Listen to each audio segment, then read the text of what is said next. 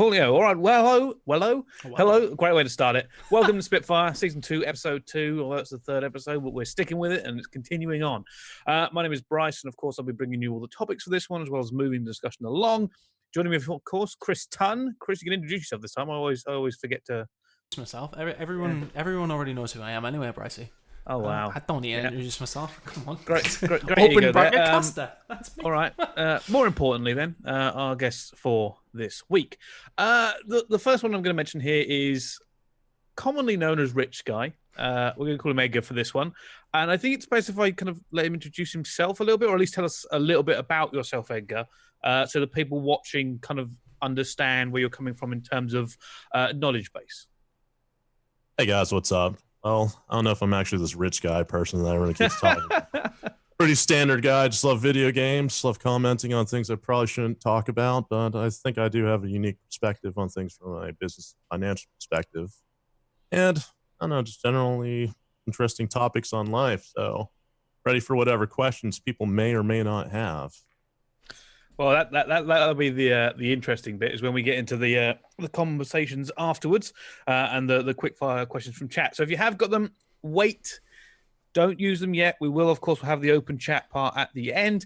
Our other guest, I don't believe is here right now. I believe he's actually finishing a map on COD, but it is going to be Madcat, the infamous Dylan Daly. So when he joins, we will, of course, speak to him. But let's get right into the topics for this week. Our first topic is maybe an update on the last one we talked about. Optic confirmed sold to Immortals and what happens next. Now, last week, we were talking about this potentially happening because we were told that there was, obviously, we had to wait till the next day, the Friday, and we were told there were another bid from Hex going on. And now I believe I saw an update saying that the sale has gone through and Hex is working to try and get back what he can. I don't know how true all this is. There's never been an official statement coming out, but that's where we currently stand. Edgar, you weren't here last week, so I just kind of want to touch base with you on your thoughts on this entire topic. Well, first of all, I think it's a little bit unfortunate if Optic is going the way of the dodo bird. And obviously, Hector's been around the industry for a while, and he's probably been the godfather of all this whole esports movement. But personally, I think all these reports out there are incorrect because there would be no real reason for Immortals to purchase Infinite in whole, because then they would have some sort of conflict of interest with that Overwatch spot. And just basically that ESPN article by Jacob Wolf that came out said that they only raised about $30 million in their new Series A or Series B, whichever it was.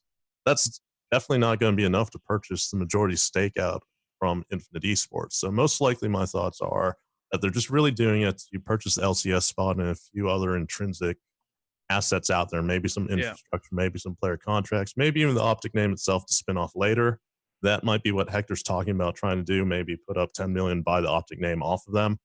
Who knows? But I really don't think it's Immortals looking to buy all of Infinite, dissolve the brand name, and then sell off Overwatch, because they contractually can't do that with Activision anyway. Yeah, I mean, it's very interesting, that whole thing, because that's what we were curious about. Is like it looked like Immortals were buying a lot of stuff that they didn't need. Like, you can't have two Overwatch teams under the same umbrella. So the Houston Outlaws wouldn't be able to be under that Immortals banner for a while. Immortals already have their own brand, and from what we heard, there wasn't any plans to use the Optic brand going forward. That also didn't make a lot of sense. But it's been very much up in the air right now. I know Crimsix said he can't really talk about what's going on in the background, but he just seemed to know now, or at least know some of it, what's going on. I just find it very, very interesting, because originally the bids, I was told, was somewhere along 100 million, or at least on the Twitter sphere and in some of the news outlets, was 100 million. And obviously, I didn't think Hex was going to be able to raise that to kind of combat it, but it does leave Hex in an interesting position, I think. What if he can get back the Optic brand, if he can get his players back, what happens next year? We go into franchising, and does he try to get the Outlaws and bring Optic under there? What does he do? For me, it's very confusing time, and obviously the lack of transparency is because of massive amounts of contracts and money being flying about. But it is very frustrating, I'm sure, for the fans.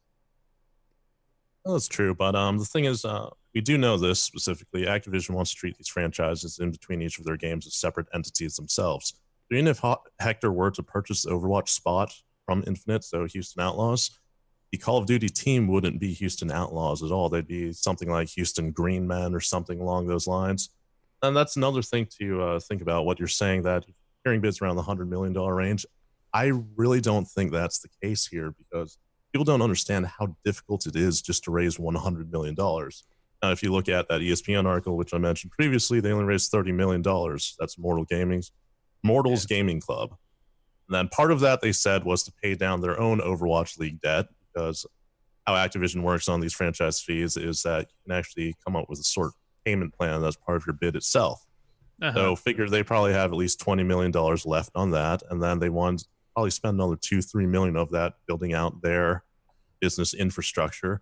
So really, where would that extra $90 million or so come from to purchase the majority of Infinite? I just don't see it happening. Then with Call of Duty team that's currently under Optic Gaming here, that's another interesting thing to think about as well, because let's figure those players are under $12,000 to $15,000 a month salary, so that's $60,000, $75,000 a month. Are you really going to keep shelling that out there if you don't have a franchise spot for next year? I mean, I could potentially see Optic or FaZe or any of these orgs that don't get a spot. Not saying FaZe and Optic won't get a spot, but I could see them maybe going the Overwatch route, where they have some sort of partnership with them or alliance for their Contenders League spot. Like right now, I guess, we don't really need to get too much into Overwatch, but I'm sure you guys can take a look and see that. Oh, yeah, well, it's one of those things, like, we have to kind of draw on the only roadmap we've seen, which is for Overwatch. I always thought the Optic players situation, we're talking about the COD players here specifically because, well, obviously this is a Call of Duty podcast, but also because I thought their situation, like you just said there, their salaries themselves, if you're not guaranteed to have a franchise next year, it puts them in a very weird position. Because on the one hand, you would want to sign them up, because obviously those players are some of the biggest players in Call of Duty, so people would buy them at the end of the season for a decent amount of money. The other issue being is that, retirement rumors have been floating around those players for a long time, and they wouldn't be happy with a bad deal, or they would just, downstairs. We saw Karma take a sabbatical earlier, just a little while ago. So it's very difficult for any team to they have to significantly invest and figure out, for next year, or it's just you're kind of in that dead zone where you're worth a lot of money, but people aren't sure if they can get a return of investment on those players. Even though, like I said, they are the biggest players at the moment. Like they're very valuable, but using that value is a very different thing entirely.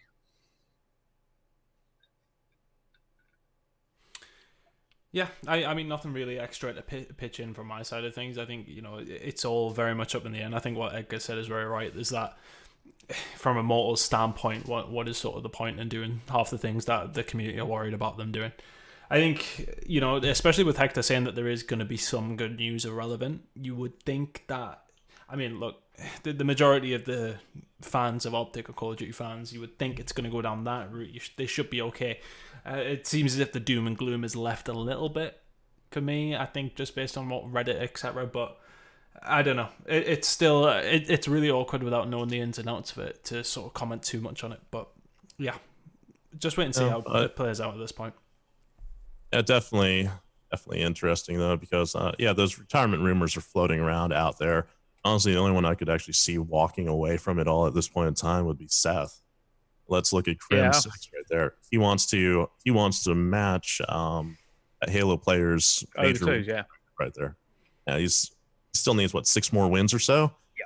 And Damon, of course, has a family now, and I just don't see them deciding to retire at this point in time when we're about to get some giant revolution as far as esports goes, where players are going to have healthcare, they're going to have housing, they're going to have guaranteed contracts, they're going to have pretty much everything you would want to be considered a professional, just like every other traditional major league sport out there. Yeah. So why would they take this time to retire when they finally achieved what they wanted? Yeah, I mean, the reason I kind of agree with Seth is, like, don't get me wrong, right? He's still going to be a competitor to his core. But if you're being honest with yourselves, like, if anybody could make a go content creation or streaming and just not have to worry about that money or stress, Seth could do it without any trouble at all. Yeah, he would be a massive streamer as soon as he just regularly streams. Yeah, that's it. That's instant. Yeah, he'd be on 10,000 subs before the end of the week. It wouldn't even be hard. He got like 25,000 or something, wasn't it, within a week? Something stupid like that.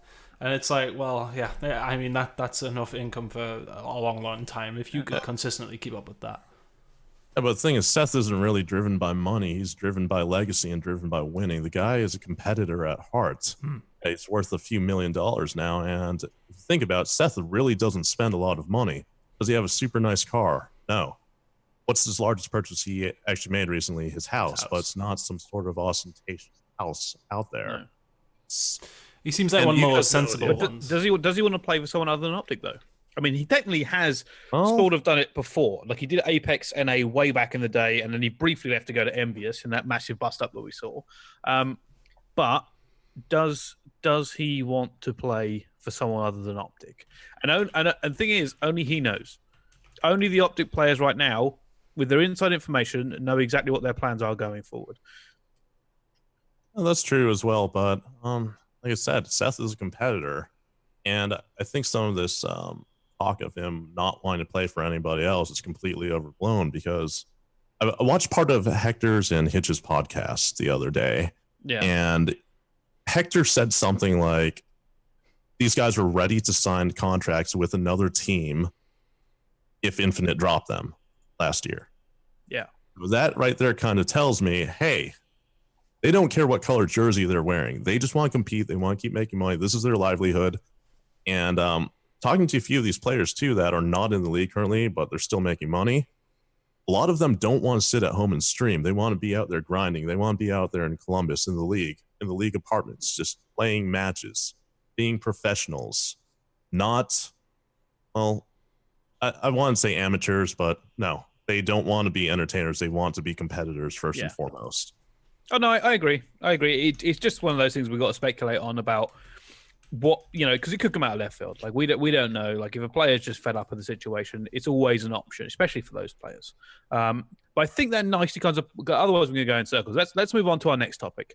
We spoke about amateurs, and somebody's got called up to the big leagues. Nolson has jumped up and got into Splyce. And I thought his interview yesterday was interesting. You kind of see, like, it was almost like, even though he's played in big stages before and at big tournaments and played pros, he almost looked a little bit nervous, like he's been called up to the big leagues now, like his big chance, his big shot.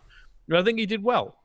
Mm-hmm. Yeah, he played relatively well. And I think, I made a video about it yesterday as well. The fact that he seems to be a bit of a placeholder, it feels, but this is a really good opportunity for him to sort of put himself on the shop window, if you like. Because, I mean, look, everyone's sort of the impression that Gunless is potentially going to be moving to Splyce. That seems to be the rumored of, well, who else is Splyce going to get? He is ultimately the current best choice, you would say. There's Dylan. Madcat, hello. Here he is. Yeah, I wasn't going to get into that last topic because I just jumped in midway. But Nolson, solid performance last night.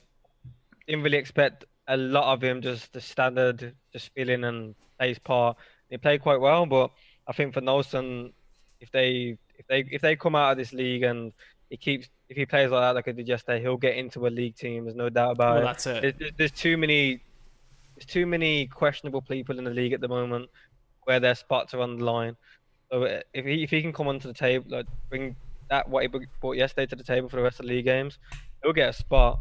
And it might even be the spot that he's on right now, Splyce. I don't think they're going to get Gunless. I think that's the thing. How would you even want a swap?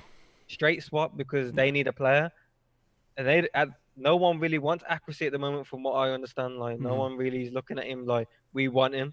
So Nolson might even end up as Splyce if they keep playing the way they do, especially if they perform at Anaheim, because the league is the league, but events is what you're going to need for these next two big events coming up. So you're going to need people that aren't Columbus players. You're going to need tournament players. And if you can turn up at Anaheim and they can get like a top 2, top 3, you might even stay on the team. Yeah, I think that's it, isn't it? It comes down to the fact of if he can go and perform and has a good rest of Pro League, although they've only got like 2 other games, and then has a really good Anaheim as well, then it puts him in the line for potential the Spy spot. And if not, then it has been proven. Of course, if he does well, we're theorizing, I suppose.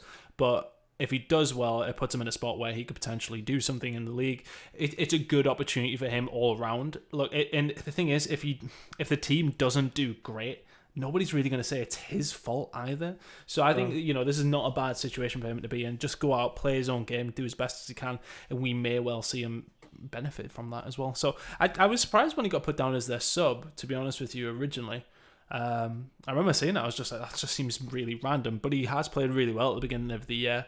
Again, I went through it in a video yesterday. He's just been consistent. So if he can do that in this Splyce squad, we definitely see him doing some making some movements in roster mania after Anaheim potentially. But yeah, we'll get to that as another topic later on. Yeah. Do you know what this is done? This Nelson move, it's made me realize that I would kind of like to see more movement in the teams.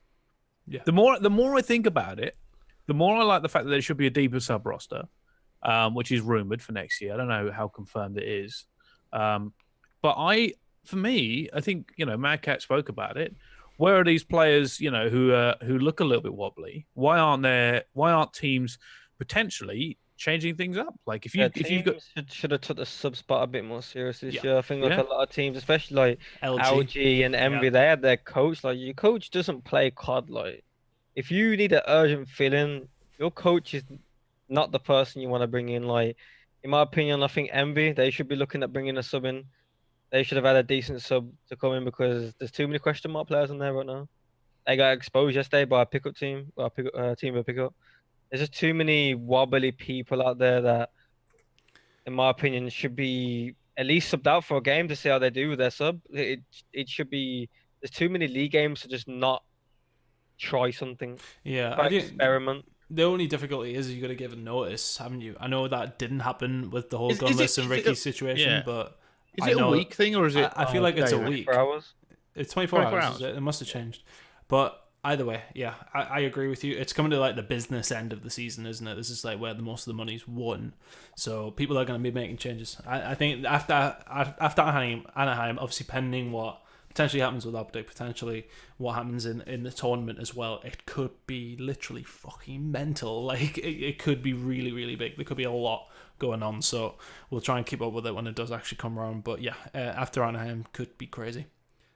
Yeah, I just go on. Well, thankfully next year, it should be a little bit different next year. So let's say we have 7 players, you're going to be able to sub players in. Yeah. Not even between series, you could do it in between maps. So. Oh wow, that would be mad. Yeah, that would be good. That's what League of Legends does, don't they? Like you can. Overwatch does right now. Overwatch does as well. Yeah. So if Overwatch are doing it, you would presume that it's something you potentially could see in COD next year. Yeah, because there's like we were speaking about it earlier, me and Marky B. Like there's some players in the league that are just exceptionally shite at fucking S&D. So a lot of people will be going out at S&D. You will be told get off, and that's something that there'll be a lot of teething problems at the start. Some of these egotistical players, they won't be able to get told you're off the stage. Come on. It's like I think it's you're great. coming after the S&D. But Yeah, I think it's that's where a lot of teething problems happen at the start of the league. I think orgs have to sort of like have people in power where there's respect there, not just respect, but they have to be told like you're not above anyone in this organization. You're a player. Once your coach tells you you're off the stage, you're off. Pretty much like football. Once the sign goes up, number 9 off, you're fucking off. See you later. Yeah, exactly. You think about like penalties. If you like change a goalkeeper who's a better penalty saver, it's like that similar sort of thing. It's you put yourself in the best position to win your map, and the players are really gonna have to leave their egos at the door next year. If that is going to be the case, of course, but. Well, some of them are going to struggle with that. I'll tell you. Some of them are really going to struggle with that. Yes.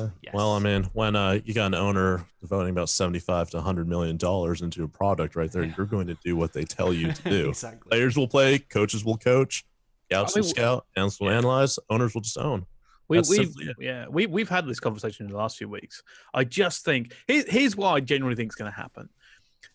New owners are going to flex in the league, and it's going to happen. Someone's going to get benched. Someone's going to get told no. And I think some of the players are too childish and immature to deal with that on a professional level. And we will see a massive Twitter fallout. There'll be social media. And here's the thing, is that player, even though they know they shouldn't do it, like when those ramifications come through and other orgs don't want to pick you up because they're like, well, I don't really need the hassle of this player looking bad in front of sponsors. If something doesn't go right, he's gonna blow up and throw us under the bus. All of a sudden your stock goes through the floor, which hasn't actually really happened before that much in Call of Duty. That's the thing, though. It's like it's not just going to be the individual teams finding their players or suspending players. Activision has a high standard of conduct for Overwatch players this year. Like they have to go through sexual harassment training, all sorts of stuff like that that never actually makes it into the news there. If you step out of line or you damage their product or make it so that you're tweeting up a storm there and it's damaging relationships with sponsors, so imagine if Disney comes in or something like that. Activision themselves will suspend you. They will come down hard on you. I don't see this as being a problem unless these players really don't want to be in the Pro League next year. Yeah, but I think again, right? This is the other. There's two sides of this coin. While we can sit here and shit on the players at the same time, I also think that there will be a lot of education going on for these players because they've never really had it before. That's give them the benefit of the doubt here, right? You come out of school, you go straight into what isn't essentially a normal job. You get told you're great by thousands of fans. You don't really have any responsibility. And now it's suddenly become thrust upon you more and more, and you know that you can use your fans to get your own way. Like that scenario breeds this kind of thing, and I think you'll see some players really kind of grow into themselves and become more professional when that atmosphere and that infrastructure is there. Once they realize the new lines, that's where the difference will be. Because before now, there aren't really that many consequences. And if there aren't consequences, it's difficult to tell a player to behave. If they're going to get a small slap on the wrist, it just doesn't work. Yeah, you're right. Completely agree with that. Hopefully, it's different next year. And once these lines are established, these players are going to have to hip up or shape. Yeah. But again, this goes back to the point about I don't know what it was. Just watching Nelson come into it and going, you know what, this is a player who, let's be perfectly honest here, people would not really have looked at Nelson before the Splyce change. We've known about him for a while because we're European, but there are a lot of people and fans who just wouldn't even have acknowledged his existence before yesterday. Yeah, I mean, look, he's not when you speak about European players who aren't in the league. He's not even remotely first coming on your lips first, is he? Dylan would be one of them, although he tells me he's retired on Twitter, but I don't know about that. And there's people like Dave, etc. as well, Vortex, even people like that, you would speak of before Nelson, and that's no disrespect to him, but I think that's because of the kind of guy he is. He's very quiet, he's not very out there or anything, but he had a very, very solid start to the year. I mean, of course, they got a 5th, 6th at Vegas. Were probably unfortunate. He was good on swing. Yeah, he was good. He was Swing were probably unfortunate not to make the league. So, I mean, there were a few teams like that. Not that it mattered if you made the league or not, as we've seen. But yeah, I think if he does himself justice in this week or so in Pro League and at Anaheim, then I don't want to say sky's the limit, but he puts himself in a really good position towards the business end of the year. If he does something good for the rest of the year, puts himself in a great position for next year. Well, he's now a league player, right? Yeah. As soon as you're a league player, your stock goes up. 100%. It's just how it is. It's always how it is. As soon as you're a league player, your stock goes up. There are people in the league right now who people genuinely think are better than the people who aren't playing in the league. And in my opinion, they're wrong. But because you're a league player, you're instantly put into a higher bracket. Yep. It's the same thing Madcat said. There are people in this league right now who I don't think would be there without friend circles, who I don't think would be there with analytical, professional management overhead, who could change these players. But right now, it's still kind of blending into next year. It's very much a stepping stone into next year. And even next year, it'll be the first year of it. We'll see how it all kind of settles out. And the year after that, probably be. We'll probably won't see significant changes for 2 years, and then we'll pretend that it was the norm all along. But no, this is a very interesting time for Call of Duty. Yeah, very, very interesting. I just want to quickly address what SG Trenov just I don't know how Trananov, sorry, said in the chat about the Mindfreak players. Yes, that is the case. A lot of the Mindfreak players are better than some of the players that are in the Pro League. But with that, it's a bit more of a logistical thing, as far as I'm aware. I know we've seen Dens go over that sort of thing, but I know there's players in that team who didn't want to live in America, that sort of thing as well. So you've got to bear that in mind, that it's not just based on skill, it's logistics of everything. It's, moving somebody over the other side of the world. It's not just the 5-hour time difference, the UK to the US. It's like it's fucking 3 days. So, there's a lot more goes on with Australian players, and that's probably one of the bigger reasons that they're not in there, even though their skill is very much there after we've seen, coincidentally, against Nelson's team in the open bracket final in London, that me and you seen, Bricey. Yeah. You mean one of the worst games I've seen? Yes, for a while. Terrible. But yeah, they're obviously very, very good, but it's logistics, friend circles, that sort of thing. Yeah. All right, let's move on because we kind of moved away from Nelson there, and I do want to just say, congratulations to him, and I look forward to seeing what he can do. We aren't going to touch this next topic too deeply because we are going to be waiting for the multiplayer reveal and, of course, getting our hands on. But Call of Duty Modern Warfare is our next game, which will be the franchise game. Funny enough, it's I was thinking about it the other day. I don't know what it is. Just nostalgia hits you hard. Modern Warfare and Modern Warfare Remastered were some of my favorite games. You don't have to go look at my GB profile to see how much I played Modern Warfare Remastered to understand how excited I am for the next game. It looks like we're going, strict boost movement. We haven't seen too much about the extra movement mechanic. And by extra movement mechanic, I mean sliding or the diving, which we haven't seen since Black Ops 1. The extra movement. So I don't know what's going on there yet, but Tunn, going into a modern warfare, like it's significant because it hasn't been there in a long time. I'm very excited. I'm very, very excited. I just think one of the things that I like to see is the fact that they said it's a completely new engine, which is sort of going to bring Call of Duty up to the standard. The graphics are going to look. I know a lot of us don't care about that sort of thing, and we sort of say, graphics here, but it's for the viewer at home, having the graphics package that's looking. I mean, the trailer looked beautiful as well. So I know it's just a trailer, but there's so many good things came out, especially in the news, not just from the trailer about the game, different things that are going to be happening with the game. I think it was all positive news. There's not one thing I seen in there personally that I thought, everything sounds very, very good, especially from like a lot come out about the campaign. And again, I know it's nothing to really do with us, but it sounds like they're going the right direction, like going with the dark, really like shitty stuff is going to happen in the campaign and stuff like that. I just think like it's going to be a dark campaign. Yeah, I'm fucking all for it. Get it in there. I mean, a lot of people criticize the mission that was in Modern Warfare 2 and stuff like that, the whole like airport terminal thing, and that like it sounds like it's going to be more of that, which is like it's sort of like true to life, isn't it? Like this shit happens and it's like going to be in a game. I think I seen something today to say that there was some of the playtesters were crying and after some of the missions. So I'm excellent. It's an interesting headline. People need to toughen up. Yeah. I mean, look, if people get involved, that sort of thing. I think it was to do with like in the older games, if you shot too many civilians, it would just restart the missions. Too many civilian casualties. But apparently in this one, they're just like completely removing that, and your team who you're with will react to you like doing this, and it'll come out and have like recurrent like things will happen because of what's happened in the mission if you kill too many civilians and shit like that, like collateral damage. So like it sounds like it's going to be fun, but right. all positive news. There are 2 points I want to hit on this, Tunn, and there are for our 2 guests. First is to Madcat. Madcat, Modern Warfare. I remember you competing on Modern Warfare 3. I think my memory's a bit fuzzy about that. I'm trying to remember exactly which team you were in at that point. But what do you feel about going back to one of the quintessential mainstays of the Call of Duty history? You must have bad history on the last Modern Warfare tournament you were doing. See, that's what I was thinking. I was right behind me. That's what I was saying. Yeah, I was about to call it, but I was like, I better not make myself look stupid. And I made myself look like Modern Warfare is the pinnacle of COD. I mean, Black Ops come after, but like COD 4, Mod 2, like when you speak about COD to anyone on the street, they know them 2 games. They've played them 2 games and played it a lot. The average person that has a console has played them 2 games a fucking lot.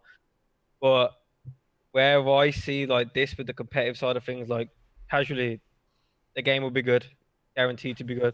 Yeah. But I haven't heard or saw, because I still speak to a lot of people regardless if I'm around or not. Like, there's no one testing this game. This is supposed to be the franchise game. We can't have these teething problems we've had the past few years going into like February, May, March. We can't have them sort of things, especially with how big this year is. Orgs are spending well into the millions on something that they need the fans. Like the game needs to be good to hold the fan base there. People will walk if the game's not good. Then people will walk. We've seen it over the years. People have walked over the years, like fan wise. So we need to see the players. I don't think I've saw any players that have actually helped go to the developers and give some form of criticism or test the game. That we know. That's what you need, because the game needs to be around competitive. These orgs will not throw this, like, shouldn't be throwing, well, they will, but they shouldn't be throwing this money around on a product that isn't finished or isn't up to standard for a competitive stream or a competitive environment. It just can't happen. See, that's where I was going to move the second half of this to with Edgar. Like, you've got to bear in mind the context of this next game. Yes, there's nostalgia. Yes, they're using the big Modern Warfare name to swing it out of the park. But this is also the game where the franchising starts on. Like, it's very, very important, that this all goes well. Because you are correct, Madcat. A lot of people are sinking a lot of money into this. They want to see this kick off well. And you know what? I want to see it kick off well. I'm sure a lot of fans do. We all want to see this do so well. So, Edgar, that was kind of what I was going to ask you, the significance of them throwing the Modern Warfare title in at the same time as franchising. Is it a good move? Is it, what do you kind of make of the whole situation? I think it's actually a good move because it's a callback to the more classic Call of Duties out there. Now, it's also interesting when you think about it from this perspective. When is the last time we actually had a Modern Warfare game? 6-7 years ago, right? 2012. Really, yeah. So really, it's targeting more towards the older crowd, maybe the early 20s to late 20s people out there, esports viewers that actually have cash to actually attend these events, to purchase merchandise, all that sort of stuff. Now, to address your concerns, Madcat, let's just say you won't have any issues with the broken game on launch. And let me just say that Activision will not turn a deaf ear to player concerns or organization concerns. Let's just think about the NBA out there. So whenever there's any sort of rule change, the Board of Governors and the team owners have to vote on that sort of stuff. So these franchises will have a ton of input on how the competitive clients will go. Yeah. So, franchises entities are going to be putting in close to $100 million each on this. There's no way they're signing up there without any sort of say on what's going on in the game. Yeah. And Activision will want their input as well because these aren't dumb people coming into this either. So you guys should have nothing to worry about from that point of view. And let's just say this has been going on and discussed and thought about for maybe 4 or 5 years now. It's not like they just decided in January to say, okay, let's franchise the game. Let's just, next game that comes out, let's just ask people for $60 million for this franchise spot. So I'd say you guys are in for a treat next year. And all these issues that we've had on launch with previous Call of Duty titles, like not having a league system on launch, that should be a thing of the past. Well, we've spoken before about the franchise thing, and if you're honest, you can see the roadmap for the last 3 years of how it's been brought to this point for this next big step. I agree with that. I think this is obviously been spoke about to franchise investors beforehand. Like, they will want to know roughly what the plans are for the next game, and they won't be investing if there are no concrete plans coming forward, right? Like, so they've probably known for quite a while, and they've probably known way more detail than Activision would usually release at that time.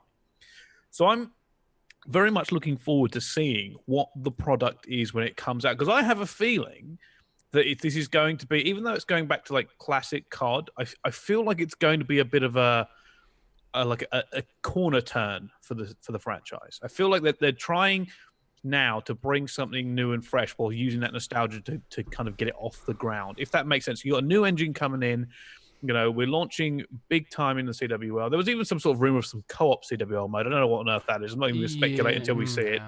But I feel like this could be an evolution of Call of Duty, and that's what I'm looking forward to. Just to touch on some of the rumors that we've seen, I think this is solely based off rumors. I said nothing to do with we know fuck all. Yeah, we know nothing, so we can't give any secrets away because we don't know anything. But to the point of where the rumors pointed towards co-op situations, but it could be against. It basically sounds like a different online mode.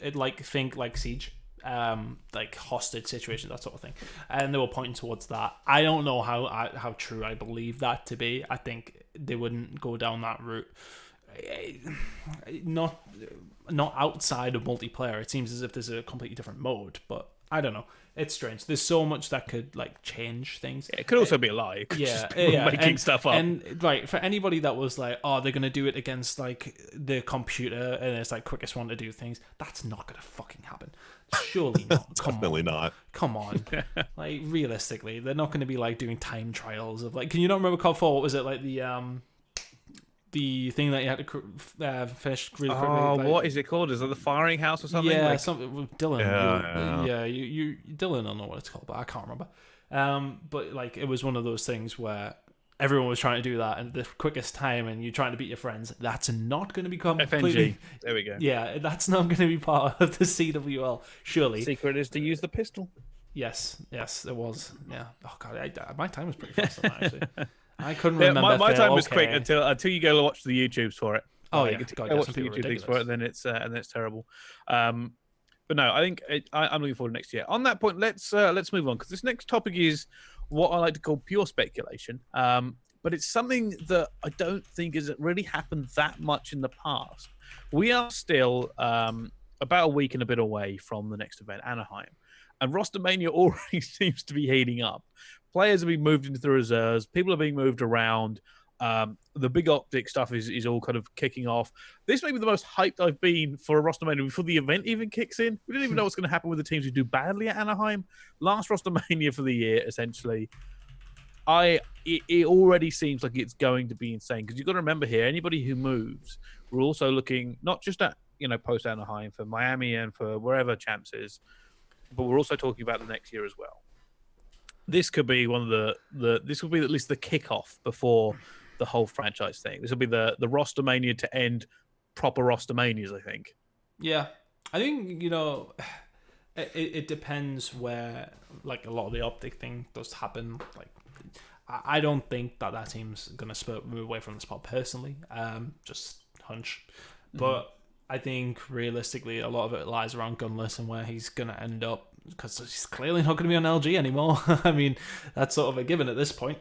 But yeah, I think a lot of it's going to be around him. Are people going to pick up accuracy? But then are people going to start making other moves to say, right, okay, like think of players who are on top teams who aren't doing great. You think of Hook, people like that. Are they still going to be in these teams like Envy? Or is that Envy team still going to look the same even though they've just changed but still aren't doing great? Like, the big changes sort of need to happen for some of these teams, and you're very right to say that it could go in a few different directions. Just to quickly go into that one, where do you think Shotzi will be? I think it's too late in the year to bring a player like that in, I would say. But Madcat said, you're looking for tournament players now. Yeah, it's too late in the year. Yeah, you bring him in next year. You throw him a few games, see how he plays in the league. You don't bring him in now. Too Especially late. in Splyce. But why would you put him in that Splyce team? Yeah, you got to remember Champs is coming up. You don't mess around coming up to Champs. Yeah, them players aren't gonna allow that.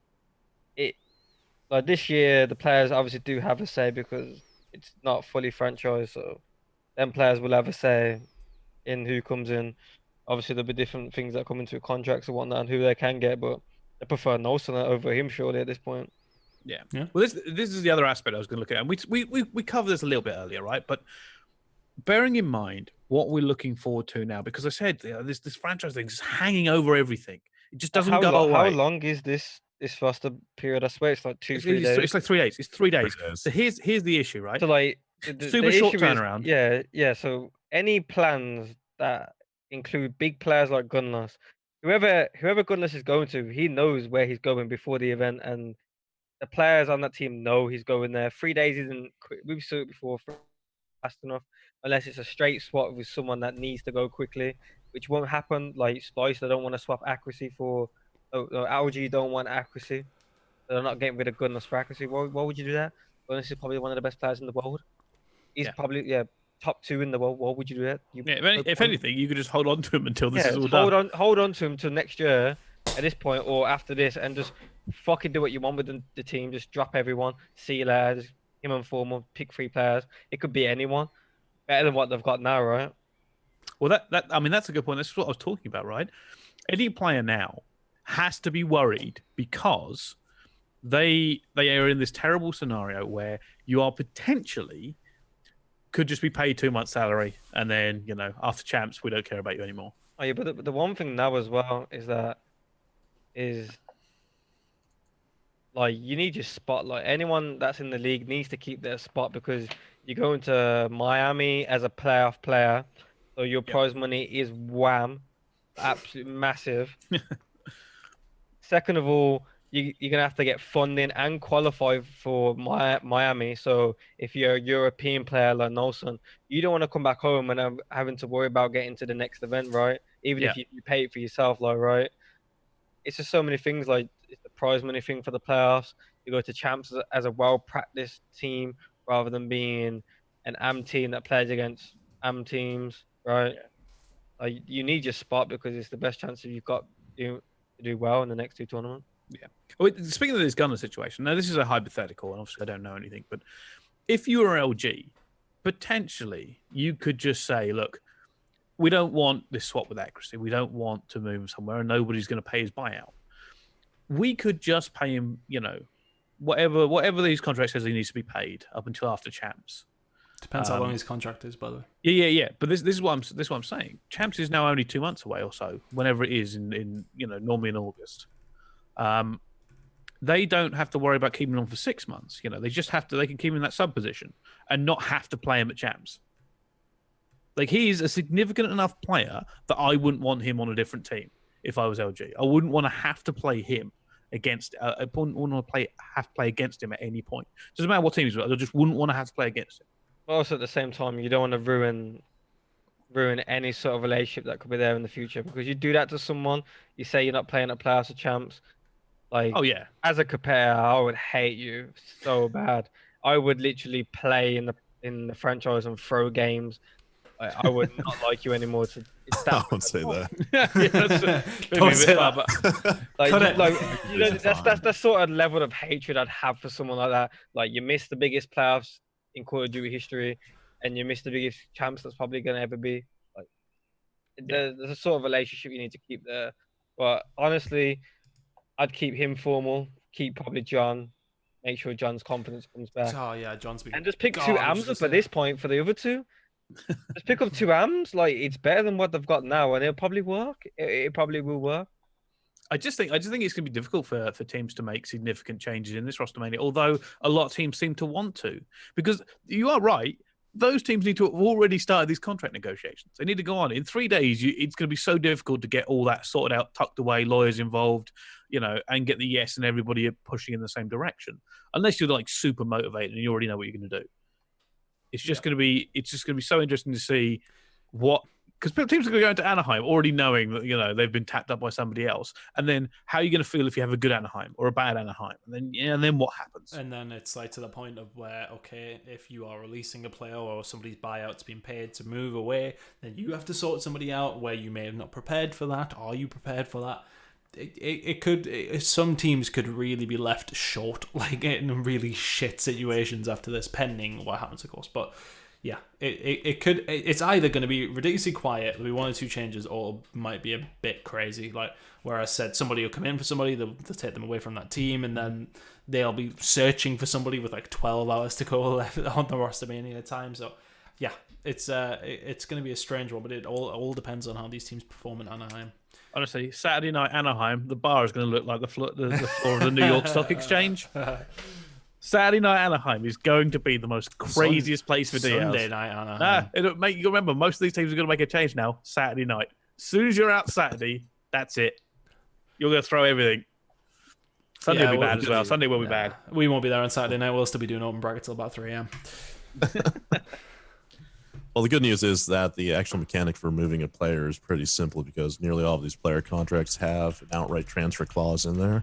A right assignment clause, so it's just as simple as let's say LG being like, hey, Midnight, just $25,000, we will exercise this clause in the contract and he's yours. You can't do anything about it until the end of his contract term. So if they really want to go that route, they could. And it also depends how cutthroat some of these organizations want to be, because like you said, Brice, do you really want to be playing against Gunless?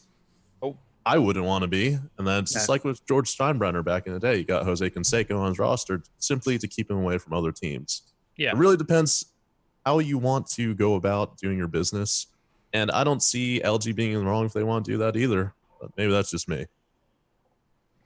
It's going to be so interesting to see how this plays out, because, like I said, you got to bear in mind that right now it's still not fully, business minded. There's still a lot of friendship going on. There's still a lot of players dictating things. I don't want to say it's not as professional as it could be, but it's not as cohesive as it could be.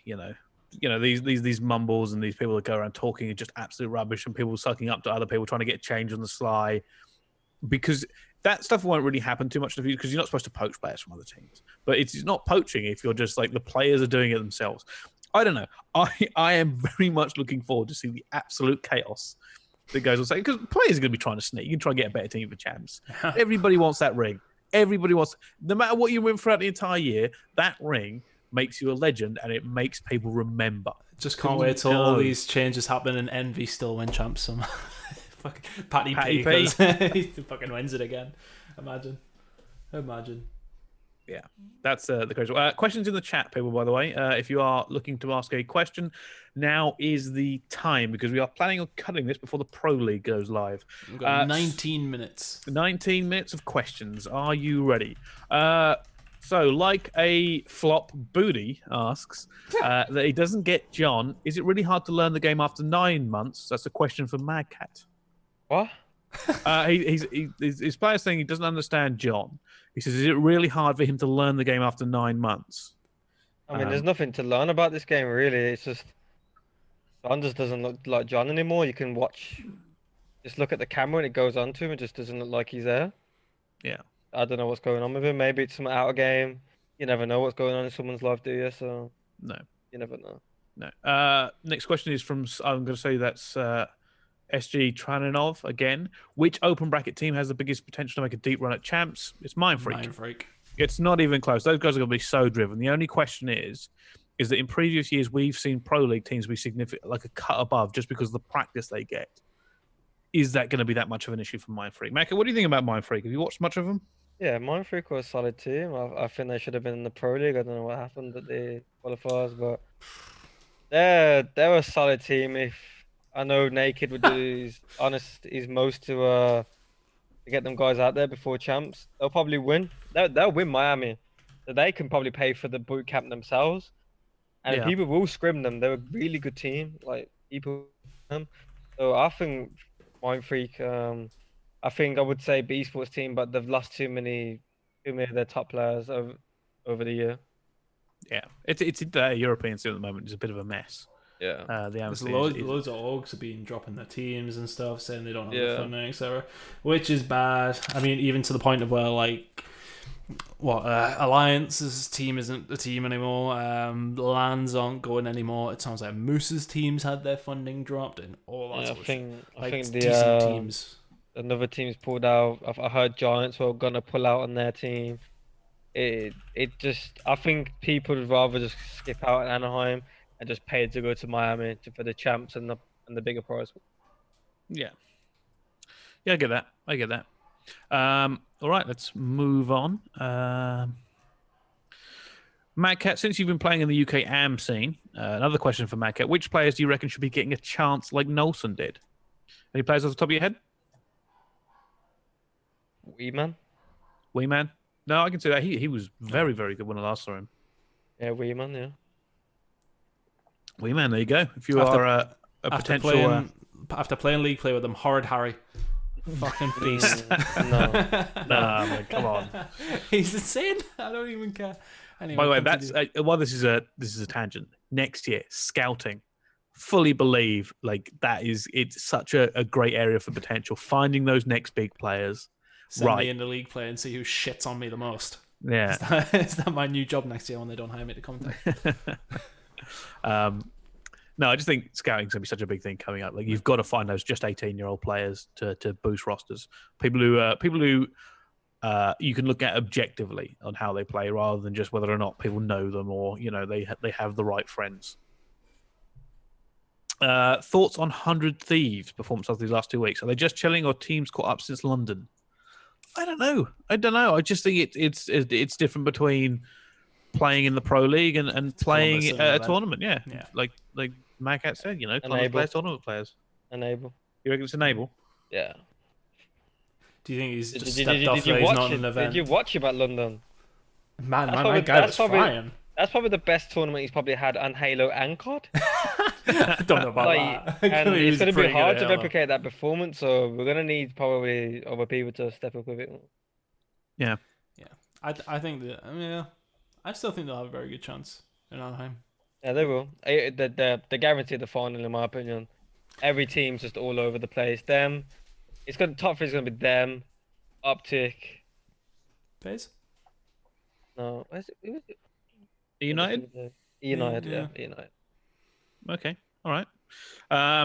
We'll move on. What do Envy do after playing as bad as they've done in the Pro League? Apparently, their S&D is horrid, even though they've got an S&D specialist coach and 2 S&D stars in DC and Ferro. I mean, your coach can't really play for you, can they? No. I mean, H just looks all over the gaff. Did they lose both their S&Ds last night? Pharaoh's Decimate's good. Decimate's good. He had an off series yesterday. Decimate's really good. Hugh, that he must be getting paid well to be staying as calm as he is. Because I would not be happy the way the people he's had. You're calm and collected, Dylan. You don't have anything bad to say about anybody. What? I mean, bro, Hugh has been getting costed on all fronts like that. He's been using a sword, and he looks like he's using a Madcat and an AR at points with a sword. Like that guy should have had a tournament win this year. It's very sad. Yeah. This next question is a bit open, but it should be fairly easy to answer. Ethan, you asked for franchising. Does the same game get played for more than 1 year, or do we stay with the current situation of a new competitive game every year? Right now, I believe it'll be year on year. Whether or not it switches in the long term, I don't know. But right now, their business model is putting those games out every single year, and for $1 billion in sales, you would too. Let's be perfectly honest here. It's not the time for a continuous Call of Duty at the moment because it just doesn't work that way. I don't know what will happen in the future. It depends. You'd probably have to see the CWL split off in some way for that to actually happen because it just doesn't make any sense. The next one is thoughts on who will be top 3 Anaheim. I'm just going to agree with Madcat, Optic, United, and Thieves. Let's have a little look. Someone asking if you think LG dropped their best player because others didn't cooperate with him. Yeah, they don't drop him for his skill. Yeah. 100%. Yeah, it's team vibes. 100%. This is an interesting question from a good ginger friend of ours, Momo PW7. Madcat, he says, what team do you join if you have the pick of anyone, and who do you replace? What, me? Yeah. Yeah.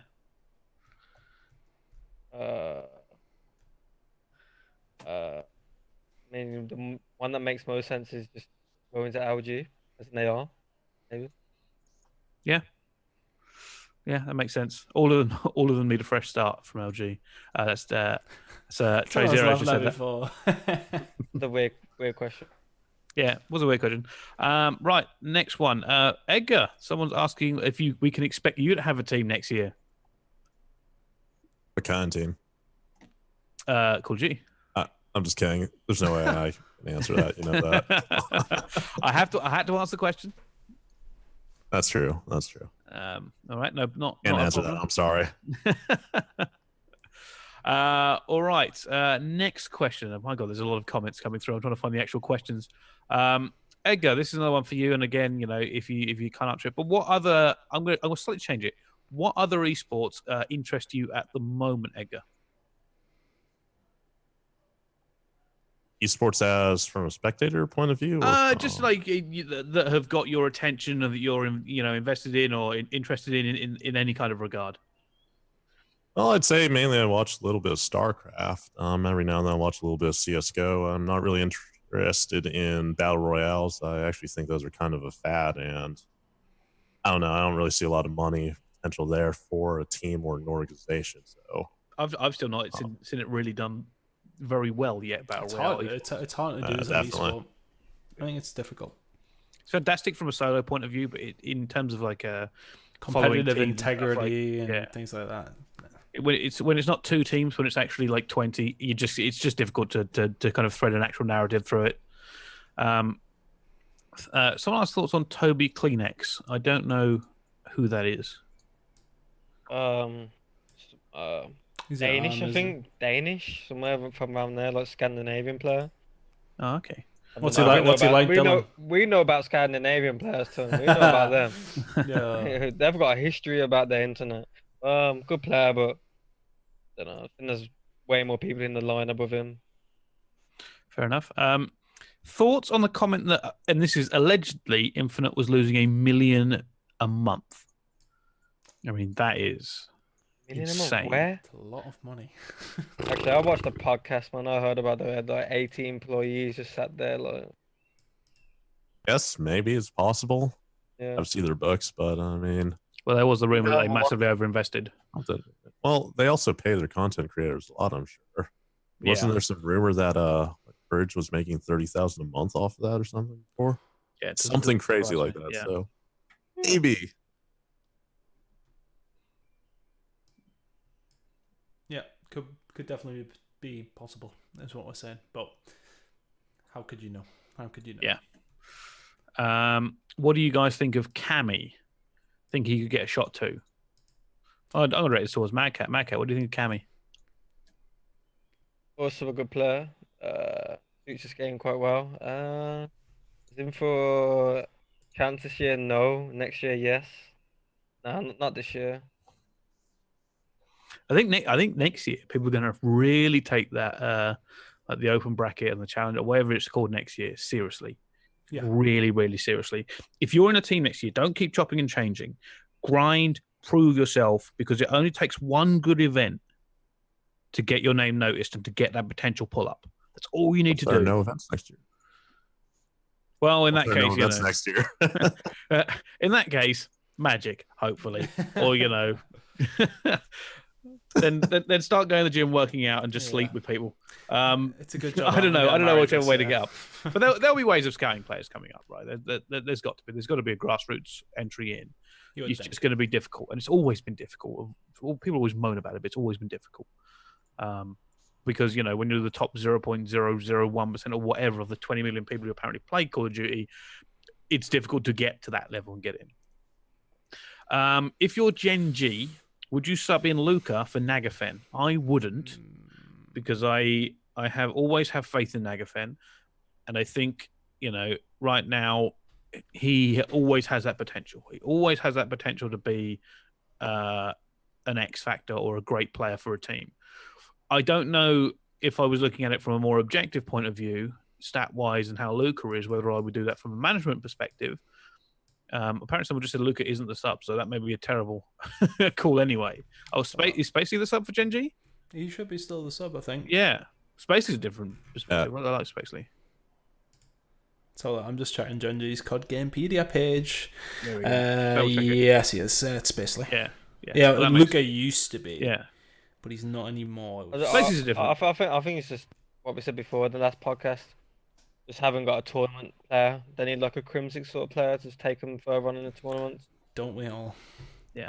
I mean, yeah, but yeah, you know what I mean. Yeah. FaZe or E United? I'm not just saying it because Trey's in the chat. I actually think that FaZe are going to keep getting better. They do look nasty. That team, I feel like that team look really good, really, really good. Yeah, and that's the key thing for a new team as well, right? We can usually tell how good teams are straight away. Yeah.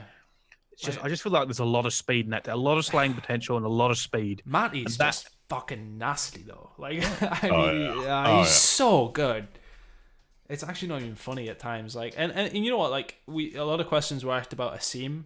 Like when they picked him up, I was like, yeah, okay, good. Yeah, but he's played really well. He's been great. He's been so good. I'd say United, just because where their superstars are, it's their front line, rather than crazy superstars in the middle of the pack. You know what I mean? Yeah, no, I get it. Basically, I think that's actually like a great game. Bearing in mind, we still have like a while before champs. Both those two teams. Even if you call it right now, you'd say both those two teams easily come in the top echelon of champs. It'd be a straight veto. The vetoes will decide who wins that. Like map dependent. Yeah, that makes sense. Like a larger map probably suit FaZe. Smaller map. No more questions, by the way. We'll never get. Yeah. We'll never get through them. We'll try and rattle through these last ones before the Pro League. Do you think Gizmo will get on the league team? I don't even know who that is. I'm not going to lie to you. No. There we go. Imagine if Hugh replaced Classic. What a. It's not everything that's wrong with that roster though. Yeah. Yeah. And to be honest, Hook has looked good this year, but I don't know. Okay, I'll take it back. He is still very good, but at the point of where I don't know if he's as much of an X factor as maybe previously. I don't know. Some people probably disagree with me. He's still a beast. Hook, like. I don't know. Like he's not an X factor. No. Of course he's an X factor. Of course he's an X factor. No, of course he is. Of course he's very stupid there. But what I'm saying is, I just don't know if I've seen as much from Hook as I thought I would this year, but at the same All time, right, all right, all right. Who are your superstars? And then tell me who they've got around them. well, right, okay, hold on. What in its like current teams or? Yeah. So who are your main superstars? I would say Scraps is one of them. I would say Dashy is one of them. I would say I was about to say potentially Simp, but I haven't seen enough. They're sort of like some of the top guys. I would say. I'll say he's. I think he's consistent. I don't think he's a superstar. It's consistently great. He's consistently good. He's a superstar in his role. Like, that Yeah, role yeah. does not. No one's a superstar to Mania. Yeah, I just he's think I don't know. For me, I you know, Hook's been good this year, but is it down to the team that he hasn't necessarily, you know, Envy haven't been doing better? Is it down to him? I mean, he didn't have a great London. They still plays pretty well, but I don't know. I just haven't seen as much from him as I thought I would. That's all I'm saying. Yeah, fair enough. I mean, apart from, you know, you mentioned Simp there, but apparently he's going to have a skateboarding injury, so God knows. Right, we're trying to get through these, and I'm just going to pick out some questions. The best player to never win a tournament, I think, is a great question, Ethan. I'm trying to think who hasn't won a chip now. That's never. Not be a European player, surely. Well, I thought that, but then, you know, there was a chip one. Most Americans have won. I'm going to throw this one out here. I don't know if it's the best technically. Oh, wait a minute. I might be wrong here. Tunn, I'll let you answer this one while I just quickly Google something. Hold on, I was looking at something. What question? Best player to never win a tournament. There's an American out there that's better than this player. Then but a lot of players have won a tournament. Like that's I don't know. Hook. Yeah, there we go. Scraps hasn't won a tournament. No. There's no depth to it. No, I suppose it hasn't been around. There needs to be depth to it. It's hard though because like Tom. It's got to be like a Tom. Yeah, or a Tom. Well, I was going to say Tom. That's why I was just double checking. I couldn't remember. You think of players who have been around for. If there's players that are still here that were here like 4 or 5 years ago, they've all pretty much typically won tournaments because they've kept it, you know, a high level. Like, so I would say Tommy simply because of the amount of European events he's won. Like and how long he's been around and what he and so many teams he's been with. He's been up, he's been down, he's been everywhere. He's had to go back and play with new players. And people have doubted on him year on year on year, and he keeps coming back and doing it. For him not to have a chip is insane. Especially considering he's like one of only, I think, 2 players now that have been at every Call of Duty champs. Like there's not a lot of players who've done it. Yeah, it was him and Clayster. I think it's him and Clay, yeah. So that goes all the way back to XP. It's insane. So he's been playing at the top for so long. Right, I think we're gonna on that question. All right, Edgar, thank you for coming on. Zero says shout out to Edgar as well. The best player is Temp from last night. Temp, my guy. That's a good question. He's been That's a good one. It's a good one to throw out. Right. Anyway, we've got to end it because the Pro League is going to start. Edgar, any last kind of thoughts, shout outs you want to do? Thank you very much for coming on. Phase up. Phase up. Fantastic. Madcat, anything from you? No. No? Fantastic. Thank you for coming on, though, Madcat. We do appreciate it. Tunn. Nothing from me. Good point there from Jake Klessler. Set up an email for future questions. What I'll do is when this YouTube, it goes up on YouTube on the EGL YouTube, it's EGL Pro. If you've got any questions for next week, put them in the chat, put them in the comments there because we do read them and we will carry it into this week before we get to the questions. So if anybody in the chat right now has any questions, look out on the EGL Twitter or my Twitter, Brice's Twitter. We'll be putting out the video very probably in the next couple of hours. Comment on there if you had any extra questions and we'll get to them. But we should be back next week. I was going to say probably on the Tuesday because to quickly answer a question that was there, is there going to be an open bracket stream in Anaheim? I hope so because they've hired me to go and commentate it. So I hope there is. But to say, yeah, so there should be one there. So we're going to Anaheim on Wednesday. So Tuesday will be the next episode of Spitfire and we will be discussing Anaheim there. Yes, we certainly will. All right. Well, that has been Spitfire. Thank you all so much for watching. If you're watching on YouTube, remember to leave a comment. Thank you all so much. And we'll see you next time. But first, go to the CWL Pro League.